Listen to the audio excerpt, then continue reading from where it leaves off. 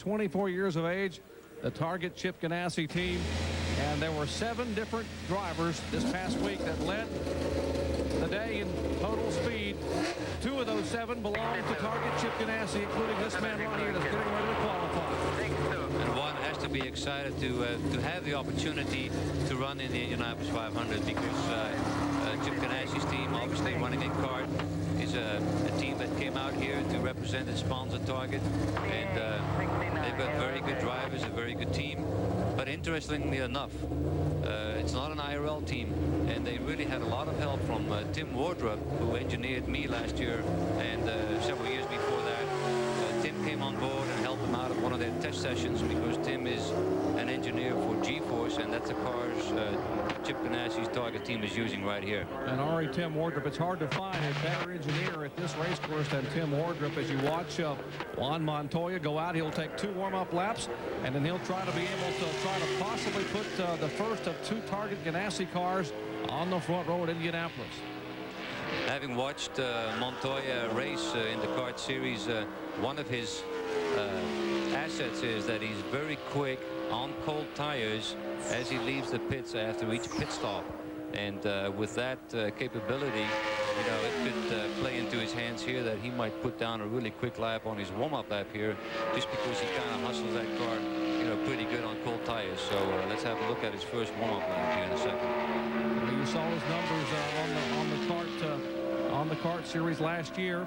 7 poles, 7 wins. Impressive performance by Juan Montoya.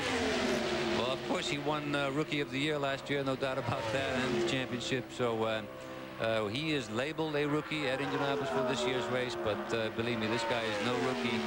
Has, of course, all the experience from running in kart last year and being a test driver the year before for Williams. Youngest series champion in kart history here at Indianapolis, running in the Indy Racing League, the Northern Light Series. You heard us talk to Chip Ganassi a little bit ago about the cold tires. We told you that the track temperature has indeed come down. It was in the mid-70s about an hour ago.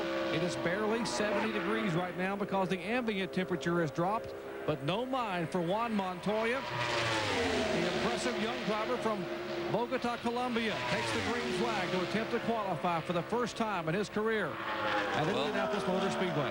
Well, Jerry, maybe I knew it was going to happen. Maybe I just did my homework, but he did a 2:21 on his warm-up lap, which is by far the quickest warm-up lap we've seen out here today. So he really knows how to hustle this car around the track or any given track on cold tires. And let's see if he goes into the 22s or 23s, because it's really interesting to see him being that much quicker on cold tires. Well, that is impressive. This car's best lap for the entire week was 2:21.551. That came on Thursday, just 2 days ago, and it was considerably warmer. 2:23.6.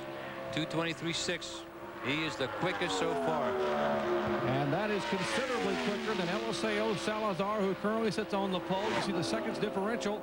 He is the minus indicating how many seconds or how many thousandths, 136 thousandths of a second. He is quicker than Salazar was on the very first lap. And Montoya is certainly he's a lot of fun to watch.